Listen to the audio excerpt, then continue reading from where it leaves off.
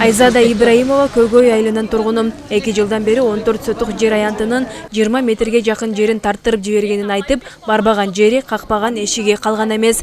Айзада Ибраимованын үйүнүн аянтын коңшулары бир тарабынан 8 метр, бир тарабынан 10 метр аянтын ээлеп алганын айтып, маселесин чече албай келет. Ал бүгүнкү юстиция башкармалыгы уюштуруп жаткан акцияга жардам сурап кайрылган. Биздин жерди тийгеде чийип берип койгон Сарталиев Бакытка. Түндүк тарабында кошунам Кушубаков Медетканга да чийип берип койгон мен жеримди. Анан барганда эле документимди жазап туруп, монтип. Ал жазалган документинде да жетпейт. Арыгым жок. Чыгыш тарабында арыкты булар жаап салган. Сотко барганда да специалисттерден сурайт экен. Архитектурасынан бы, госреестрден сураса, арык барбы десе, жок дейт. Экөөнүн тең жери ашык. Алардан санзона чыгат экен, менден санзона чыкпайт экен. 11 метр кылып жазаганда деле мен жолгонун ортосуна чыгып атам. Өлкөбүздүн баш мыйзамынын 30 жылдык мааракесине карата Талас шаарында Юстиция министрлигине караштуу юридикалык жардам кызматы тарабынан жарандарга ар кыл багыттагы акысыз юридикалык кеңештерин беришти.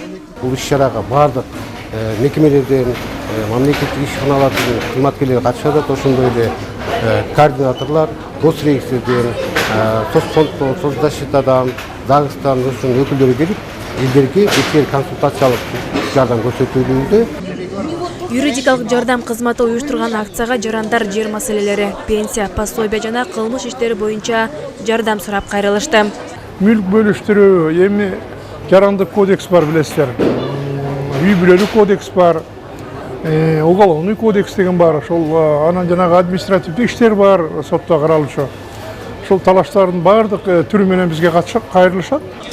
Өздөрүнө керектүү маалыматтарды алган жарандар мындай жардамдар үчүн ыраазычылыктарын билдиришти. Юридикалык жактан ар кандай маалыматтарды алып керектүү. Ушундай уюмдар болсо, ушундай эл менен тыгыз байланышта болсо жакшы болмок.